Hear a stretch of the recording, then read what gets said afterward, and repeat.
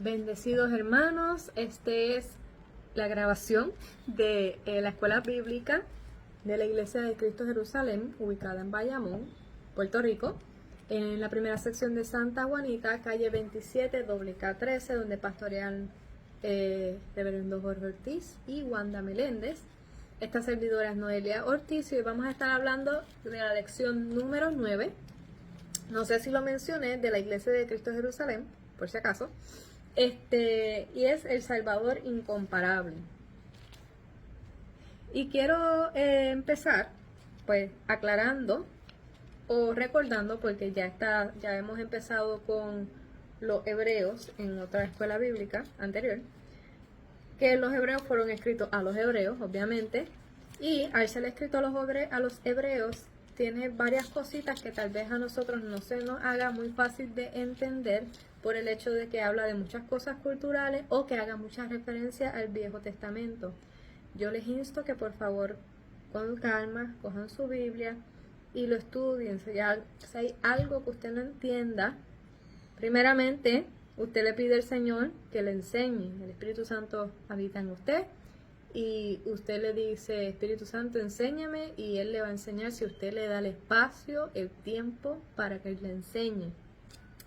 Y segundo, que en la Biblia tiene la parte de abajo, tiene unos numeritos al lado de algunos textos bíblicos y abajo tiene una referencia, o en la parte del medio, depende de la Biblia que usted tenga. Ahí puede ver referencias del Viejo Testamento, que hace muchas de ellas. Muy bien, dicho eso, vamos a comenzar con la introducción, el Salvador incomparable. Y esta lección tiene dos partes. Parte 1 es la salvación, Cristo como Salvador. La parte 2 es descansar. ¿Qué tiene que ver el descanso con la salvación? Todo. Y eso lo vamos a ver ahorita.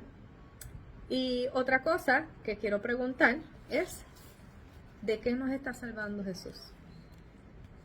Los que han seguido nuestros videos, pues ya tienen una muy buena idea de por dónde vamos en esta clase. Si usted no los ha visto, por favor, scrollee aquí a la parte de abajo de este video. Están las demás clases, los estudios bíblicos y las predicaciones. Usted puede ponerse al día, si así lo desea, con las demás clases que se están dando. ¿De qué Jesús está salvando? Sabemos que en el principio, en la primera unidad de esta clase, hablamos de la creación del hombre y del pecado, de cómo se introdujo el pecado al mundo a través de Adán y Eva y todo el resultado de eso. Hoy en día estamos viviendo esos resultados, que no es otra cosa que todo lo que sea malo. Sí, ahí está el resultado. No digo eso, todo lo que sea malo, porque en Santiago, le voy a dar los versos bíblicos para que los vaya anotando, no necesariamente los voy a leer todos porque no nos va a dar el tiempo. Santiago 1:17 dice que toda buena dádiva y todo don perfecto desciende de lo alto, del Padre de las luces, en el cual no hay mudanza ni sombra de variación. ¿Qué quiere decir eso? Que todo lo que sea bueno viene del Señor. Si no es bueno, no viene del Señor, punto. Porque en Él no hay sombra de variación. No es una cosa que tú digas, no, es que el Señor me dio esta enfermedad porque Él quiere enseñarme algo. Y aunque la enseñanza puede que sea buena, la raíz es totalmente errónea. ¿Sabes? Primero, que el Señor no usa ninguna enfermedad para enseñarte nada. El Señor sí puede utilizar alguna circunstancia que el enemigo haya hecho, o que uno mismo metiendo las patas, haciendo las cosas mal, haya provocado, y puede coger eso, y si te dejas guiar por el Señor, y si te arrepientes, si fuiste tú que metiste las patas, y hablas con el Señor y: Señor, ayúdame, Él lo puede tornar a bien. Ese es el texto, el famoso texto bíblico que dice que todas las cosas redundan a bien, y mucha gente lo saca de contexto. Ese está en Romanos 8:28, para que tengan pues los versos bíblicos. Si todo lo que ocurre en esta tierra, muchos son parte de lo que es la caída del hombre, enfermedades, egoísmo, gente viviendo para uno mismo cuando uno fue creado para vivir para el Señor. Eso es parte de lo que es la caída del hombre. Cuando tú vives para ti, ya sea para hacer cosas buenas, ya sea para hacer cosas malas, ya sea para lo que sea, ya sea para hacer cosas del ministerio. Si tú lo estás haciendo para ti, estás viviendo en obras muertas, y de eso vamos a hablar ahorita. Estás viviendo, discúlpenme, para ti mismo. Aún haciendo cosas del ministerio, estás viviendo para ti mismo, y ese no es el diseño original del Señor. Tú fuiste creado para vivir para Él. ¿Ok? So, todas estas cosas que abarcan el pecado, ansiedad, preocupación, que de hecho preocuparse ni siquiera es bíblico. La Biblia lo que menciona es que si toda tu preocupación se la pongas al Señor en sus manos. Y les digo ahora el verso bíblico que está en Filipenses. Uno de ellos es Filipenses 4. Pueden leer del 6 en adelante, 6 al 9. Habla de eso, de las preocupaciones y cómo lidiar con eso, porque el cuerpo humano no está diseñado para eso. Y todo eso es parte de lo que es la caída del hombre, el resultado. Que Satanás se ha aprovechado mucho de todo esto, sí. Una de las cosas que son parte de esa caída es que el mundo fue sujeto a vanidad. Ese está en Romanos 8, eso lo vamos a leer. En Romanos 8 del 18 al 25, que dice de la siguiente manera. Le puede dar pausa al video cada vez que diga un texto bíblico, ya sea para anotarlo o para buscarlo y lo lea conmigo. Romanos 8 del 18 al 25 dice: pues tengo por cierto que las aflicciones del tiempo presente no son comparables con la gloria venidera que en nosotros ha de manifestarse. Porque el anhelo ardiente de la creación es al aguardar la manifestación de los hijos de Dios. Porque la creación fue sujeta a vanidad, no por su propia voluntad, sino por causa del que la sujetó en esperanza. Porque también la creación misma será libertada de la esclavitud de corrupción, a la libertad gloriosa de los hijos de Dios. Porque sabemos que toda la creación gime a una, y aún está con dolores de parto hasta ahora. Y por ahí sigue. Puede leerlo después hasta el 25, yo lo voy a dejar ahí. Pero ya vemos que la creación misma fue sujeta a todo esto, a todo lo que es la caída del hombre. Y aquí todavía estoy en la introducción, pero voy a leer parte de lo que dice la parte 1 del expositor, que dice: la humanidad se afana en el trabajo, se irrita por las luchas de la vida y sufre a través de los conflictos, injusticia y las muchas consecuencias del pecado. ¿Sabe? Todo esto es parte de la caída del hombre. Cristo vino a quitar el pecado del medio. Pecado es desobediencia a Dios. Pecado conlleva muerte espiritual, que es separación de Dios. Muerte espiritual, rapidito, porque no voy a entrar mucho en este tema. La Biblia habla de 3 tipos de muerte. La muerte física es la que conocemos, que es la de esta carcasa, este cuerpo. Cuando alguien muere, pues pierde la habilidad de estar por ponerlo de esta manera, la habilidad de estar en esta tierra, y va o al cielo o al infierno. No hay punto medio. Igual que si usted está en el espacio, usted necesita un traje para estar en el espacio, usted necesita un traje para estar aquí. Esa es la muerte física. Muerte espiritual es la que murió Adán y Eva, a la que sufrieron Adán y Eva, y por consecuencia todo el mundo, todo el resto del mundo. Esa muerte espiritual es separación de Dios. Sencillamente puesto en arroz y habichuela, de forma sencilla, es separación de Dios. No es que tú mientes en las planillas, terminas de poner los números que no son o los nombres que no son en las planillas y caes patas arriba muerto. No es así. Es muerte espiritual, es cuando tú desobedeces, la paga del pecado es muerte.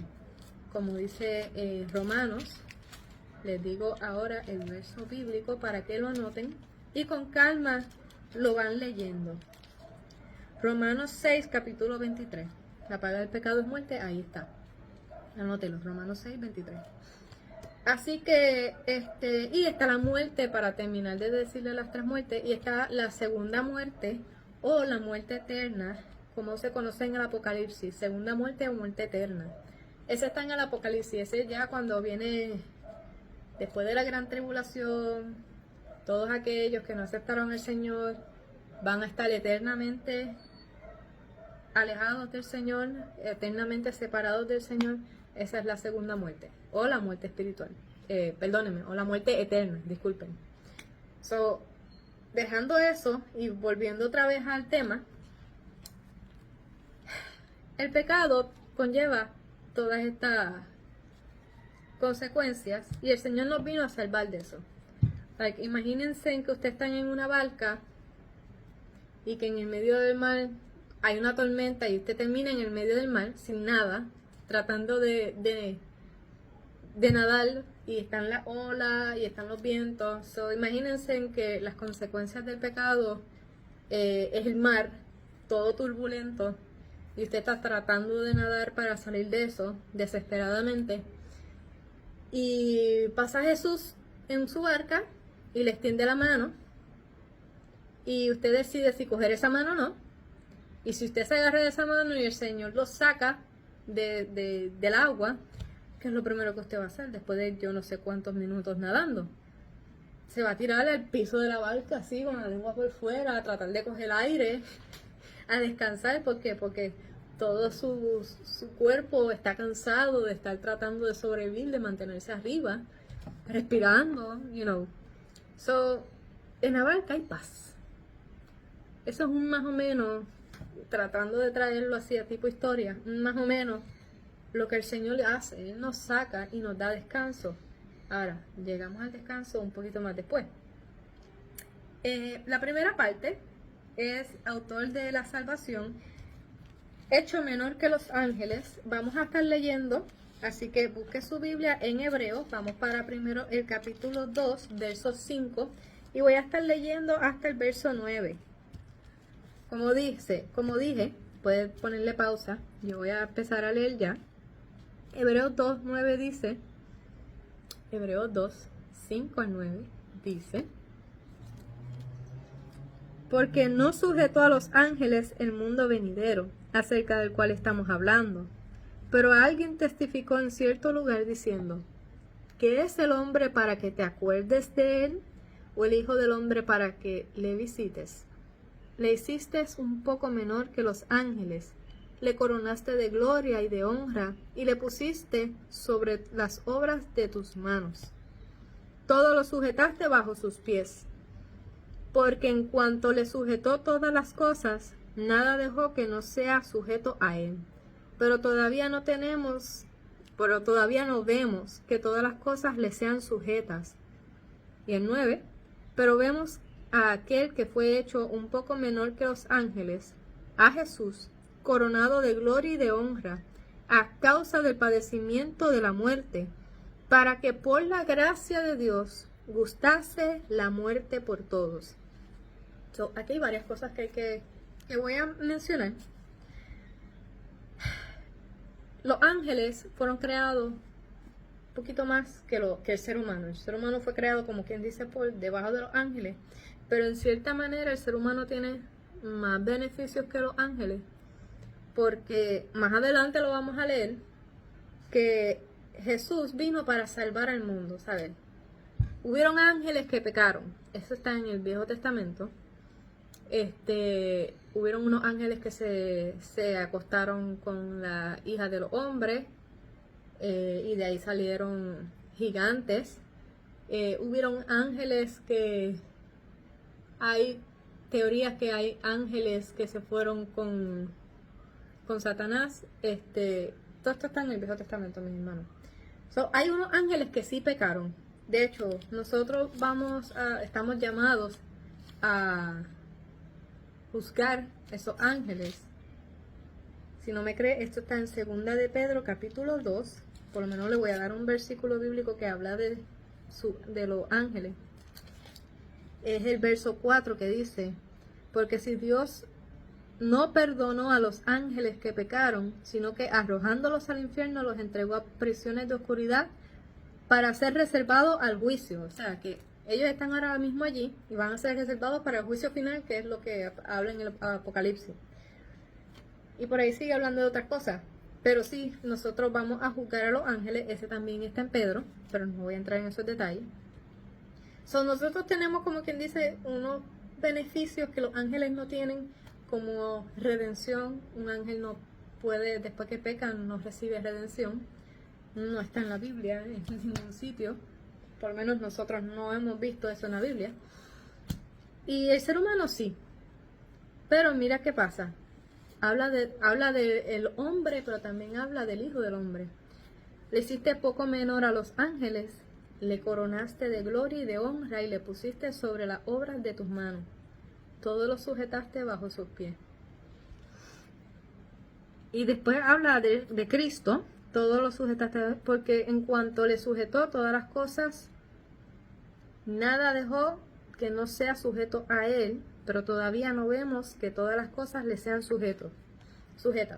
Al momento que el autor escribió esto, y hoy en día todavía no se ha cumplido esto. ¿Por qué? No todas las cosas están sujetas bajo la autoridad de Cristo aún. O sea, esto está cumplido parcialmente. El Señor tiene toda autoridad sobre principados, potestades, sobre todo nombre que se nombra, no solamente en este cielo, sino aquí en la tierra y debajo de la tierra. Esto está en Filipenses 2, puede leerlo de 9 en adelante, 9 al 11, sobre la autoridad que se le dio dada a Dios. Sin embargo, todavía no se ha cumplido todo. A ver, todavía Jesús no está reinando sobre todo el mundo. Ese sería el reino milenial, ese está en Apocalipsis, no vamos a hablar de eso. Todavía hay parte que no se ha cumplido, pero se va a cumplir. Aquel que fue hecho un poco menor a los ángeles, a Jesús coronado de gloria y honra, a causa del padecimiento de la muerte, para que por la gracia de Dios, ¿qué es la gracia de Dios? Gracia es algo que tú no mereces. Tú eres un estudiante en universidad, tienes que hacer una tesis para el doctorado, vamos a ponerlo así, y vamos a decir que te dio vagancia extrema, o no encontraste, o X o Y cosa pasó, y tú no entregaste la tesis. Y al final, tú se supone que tengas una F, ¿sabes? Perdiste el chavo, los tiempos, más que chavo, tiempo, y el profesor viene y te da una A. Eso tú no lo mereces, punto. O sea, no, suena hasta injusto. Es injusto que los otros se fajaron y tú no hiciste nada y a ti te dieron A. Eso es gracia. Suena injusto. Todavía estoy como que, sí, suena injusto. Pero así es el Señor. Nadie merecía la vida. ¿Por qué? Porque todos pecaron. Ya lo leímos en Romanos 9. En Romanos 6, perdonen, se los dicté. Todos pecaron y están destituidos de la gloria de Dios. La paga del pecado es muerte. De hecho, no, lo que les dije fue Romano, la paga del pecado es muerte. Pero ahí mismo en Romano está que todos pecaron y fueron destituidos de la gloria de Dios. Y se los dejo saber ahora dónde está.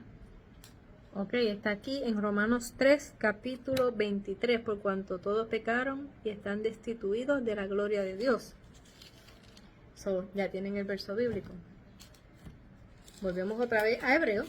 O sea, yo le di pausa para buscarlo y poder darle a ustedes el verso bíblico. Por gracia, el Señor nos da esta salvación y Él gustó la muerte por todos. Muerte física y separación de Dios. Cuando Jesús, y esto es un paréntesis, Jesús dijo Eloi, Eloi, lama sabachthani, más o menos, yo no hablo hebreo, pero no sé si esa es como se dice actualmente, pero la traducción es: Dios mío, ¿por qué me has abandonado? El Señor le tuvo que dar la espalda a Dios. ¿Por qué? Porque todos los pecados fueron depositados sobre Él. Él no tenía pecado, Él no pecó, pero todos los pecados fueron depositados sobre Él en ese momento. So, sí hubo una muerte espiritual que fue separación de Dios por ese tiempo. Y después dijo, consumado es, y hubo una muerte física. Él probó esa muerte por todos nosotros. Ok. La parte 2 que dice, perfeccionado por las aflicciones. Sabemos que Jesús sufrió un montón. En Hebreo, voy a leer Hebreo capítulo 2 del 10 al 18.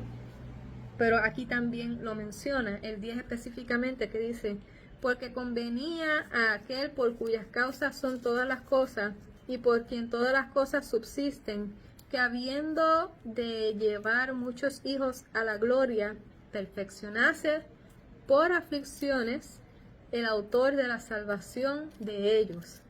Muchos hijos, ¿quiénes son esos hijos? Todo aquel que acepta al Señor como su exclusivo Salvador tiene la autoridad de ser llamado hijo de Dios. Eso está en el Evangelio de Juan, capítulo 1, más a todos los que les recibieron, 1:12, capítulo 1, verso 12. Mas a todos los que les recibieron, a los que creen en su nombre, les dio potestad de ser hechos hijos de Dios. Todos esos hijos somos nosotros. Porque el que santifica y los que son santificados, el que santifica es Cristo, los que son santificados son sus hijos, nosotros los que creemos. De uno son todos, por lo cual no se avergüenza de llamarlos hermanos. Fuimos unidos a la familia de Dios. La familia de Dios está en Efesios, por darle versos bíblicos que hablen de la familia de Dios. En Efesios 3, capítulo 14 en adelante, puede leer algo que dice que somos de la familia de Dios. No es el tema que estoy cogiendo ahora, pero ahí tiene un verso bíblico y de ahí usted puede seguir estudiándolo. Por favor, siga estudiando. Diciendo, anunciaré a mis hermanos tu nombre. En medio de la congregación te alabaré. Y otra vez, yo confiaré en él. Y de nuevo, he aquí yo y los hijos que Dios me dio. Voy a leer hasta el 18. Así que por cuanto los hijos participaron de carne y sangre, o sea, nosotros vivimos en carne y hueso, carne y sangre, él también participó de lo mismo. Cristo vino en carne y hueso a la tierra para destruir por medio de la muerte, el sacrificio de Cristo en la cruz, al que tenía el imperio de la muerte, esto es, al diablo. Gloria a Dios. Aleluya. Me emociono, disculpen. Vamos a seguir. El 15. Y librar a todos los que por temor de la muerte estaban durante toda la vida sujetos a servidumbre, porque ciertamente no socorrió a los ángeles, sino que socorrió a la descendencia de Abraham. Aquí lo que dijo ahorita, que los ángeles pecaron y que fueron arrojados para juicio. El Señor no mandó al Hijo al Hijo de Dios para... El Hijo del Hombre sigue siendo uno de los títulos del Señor, pero no era el que le iba a decir. El Señor no mandó a Jesús para morir por los pecados de los ángeles. Los ángeles están ahí viendo su gloria todo el tiempo. Y los que decidieron pecar, que lo decidieron, no tienen redención. Nosotros, seres humanos, tenemos redención. El Señor nos levanta, nos limpia, nos hace nueva criatura, nos da un nuevo nombre y nos dice, mío eres tú. Wow. Ok. Por lo cual debía ser en todo semejante a sus hermanos, nosotros, para venir a ser misericordioso y fiel sumo sacerdote en lo que a Dios se refiere, para expiar los pecados del pueblo. Pues en cuanto a él mismo padeció siendo tentado, es poderoso para socorrer a los que son tentados. Algo rápido que menciono aquí. Él mismo padeció siendo tentado, es poderoso para socorrer a los que son tentados. Tenemos que diferenciar lo que Cristo hizo para que nosotros no pasáramos por eso. Cristo murió por nosotros para que nosotros no pasáramos esa muerte espiritual. Cristo murió por nosotros para que nosotros no fuéramos al infierno. Él fue al Hades. Hay un verso bíblico que lo menciona. y arrebató las llaves del Hades. O sea, es parte de su plan perfecto. Él se hizo pobre para que nosotros no viviéramos en pobreza. Él hizo muchas cosas para que nosotros no pasáramos por eso. Tenemos que saber identificar. ¿Ok? So, cerrando ese paréntesis ahí, no estoy abundando mucho en estos temas porque no es el tema que estamos hablando. Después podemos hablar de esos temas. Y aquí hace el autor, muchos dicen que es Pablo, yo pienso que es Pablo por su forma de escribir y cómo redacta, pero a ciencia cierta, pues no se sabe quién es. El autor hace como que los escalones del puente de lo próximo que se va a hablar. Él dice sumo sacerdote. Y eso nos lleva a la segunda parte, que Jesús es superior a Moisés. ¿Y por qué él hace hincapié en esto? Porque acuérdense en que la carta fue escrita a los hebreos, y al ser escrita a los hebreos, los judíos tienen a Moisés en un pedestal alto. Esta es su cultura. Ellos conocen el Viejo Testamento, todas las semanas lo leen. Y Moisés es una persona grande en el Viejo Testamento, o sea, en la cultura judía o para los hebreos, Moisés es una persona grande, pero llega el punto donde a veces como que lo exaltaban más. Entonces Jesús, que vino, el Salvador en carne y hueso, lo rechazaron a él, pero seguían a Moisés y anyways, pues él hace ese señalamiento de que Jesús es mayor que Moisés.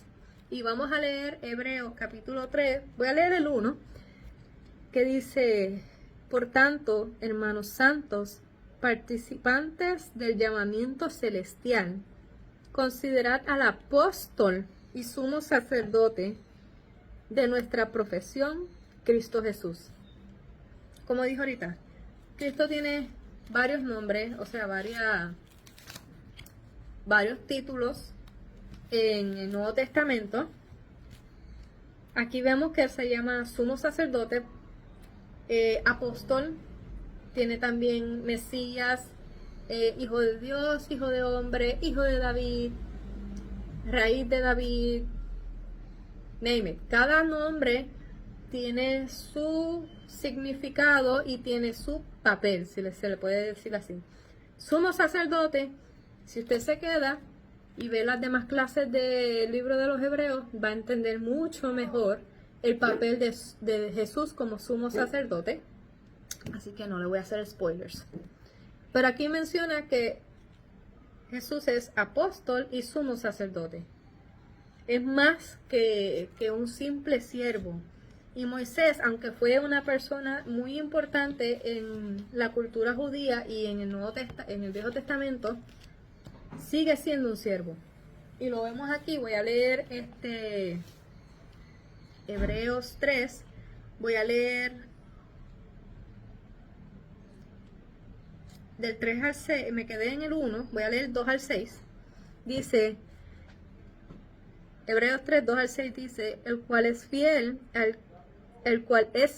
al que le constituyó, como también lo fue Moisés en toda la casa de Dios.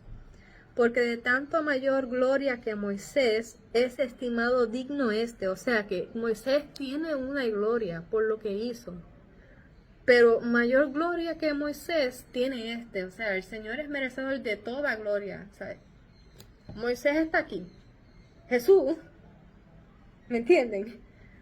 Se le estaba dando gloria a Moisés por lo que hizo y lo que escribió y todo el Señor como ¿sabe? Toda su vida con el Señor. Pero a Jesús se le estaba dando de codos. Viene este autor y dice: mira, Jesús no fue un profeta cualquiera. Él es el sumo sacerdote, él es apóstol, o sea, él merece gloria. Y mira cómo él lo describe, para que podamos entender. Porque toda la casa es hecha por alguno, pero el que hizo todas las cosas es Dios. Y Moisés, a la verdad, fue fiel en toda la casa de Dios, como siervo, para testimonio de lo que se iba a decir. Pero Cristo como hijo sobre su casa, la cual casa somos nosotros, si retenemos firme hasta el fin la confianza y el gloriarnos en la esperanza. ¿Qué está diciendo? Una casa tiene una servidumbre. Eso no se usa mucho hoy, pero servidumbre son pues, amas de llave o los que vienen a mantener la casa. Moisés era el mayordomo de la casa, vamos a decir que era el que limpiaba la casa o el que mantenía las cosas monetarias de la casa. Era un siervo. ¿Quién manda más? ¿El mayordomo o el siervo? O sea, mayordomo, siervo o el hijo del dueño de la casa. Obviamente el hijo. Pues él está haciendo esta comparación aquí. El hijo, ¿quién es? ¿Qué? Cristo, porque Dios fue el que creó todas las cosas. Y me gusta aquí que dice el verso 6, pero Cristo como hijo sobre su casa, la cual somos nosotros. Él hace como que un paréntesis, nosotros somos esa casa. Eso está en 1 Corintios 6:19. No ignores que tu cuerpo es templo del Espíritu Santo que habita en nosotros. El Espíritu Santo habita en ti. El Espíritu Santo es el Espíritu de Dios. Jesús dijo, no los dejaré solos, envió su Espíritu. Y ahora vamos, ok, Cristo es el Salvador, Él merece toda gloria, Él pasó todo esto, y Él nos da el descanso. Vamos para el área de descanso. Lo voy a ir leyendo poco a poco.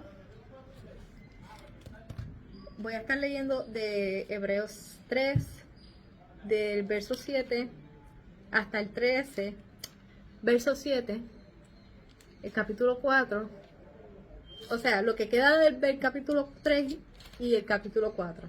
Vamos a estar leyéndolo poco a poco. Porque es importante, esta es la área del descanso. Ok, el reposo del Señor. Voy a empezar a leer el capítulo 3, verso 7 en adelante. Por lo cual, como dice el Espíritu Santo, si oyeres hoy su voz, no endurezcáis vuestros corazones, como en la provocación, en el día de la tentación en el desierto. O sea, si tú escuchas la voz del Señor, no te endurezcas, no te hagas de oído sordo como hicieron en la provocación. Entonces después te dice cuál es la provocación. Como dije, mucha referencia al Viejo Testamento. La tentación en el desierto es el pueblo de Dios en el desierto cuando salió de Egipto, 40 años. De ese momento está hablando. Como en la provocación en el día de la tentación en el desierto, donde me tentaron vuestros padres, me probaron. Vuestros padres, está hablando a los hebreos, o sea, los israelitas, los padres de ellos. Y vieron mis obras 40 años. O sea, después de tú estar viendo las obras del Señor 40 años, día y noche, día y noche, día y noche, maná que cae del cielo, el pan, el maná es el pan, la carne, los pajaritos que venían y ellos comían, que tomaban agua de la piedra, o sea, que caminaron y no se desgastó su ropa y sus sandalias, y todo eso está escrito. Estudia la palabra, todo eso está. Y todo esto por 40 años y siguen quejándose. Mira lo que Dios dijo. A causa de lo cual me disgusté contra esta generación y dije, siempre andan vagando en su corazón y no han conocido mis caminos. ¿Se acuerdan lo que hablamos al principio? Lo de vivir para uno mismo. Tú puedes estar en el ministerio y vivir para ti mismo. Tú puedes hacer ministerio y vivir para ti mismo. Tú puedes ser pastor y vivir para ti mismo.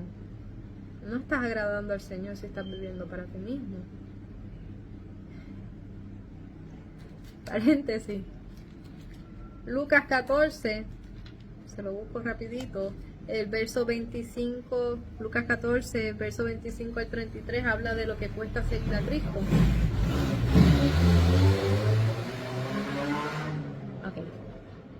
Lo estoy grabando en vivo, pero ustedes van a ver esto como una grabación. Anyways, lo que cuesta seguir a Cristo. Él lo que te está diciendo, usted léalo con calma en su casa, Lucas 14, como les dije.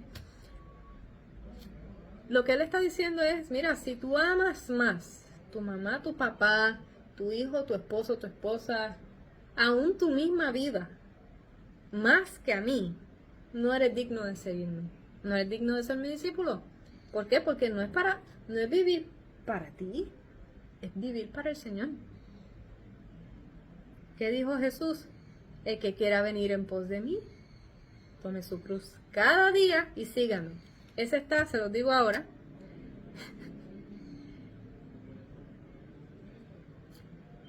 Ese está en Mateo 16:24, Marcos 8:34 y Lucas 9:23.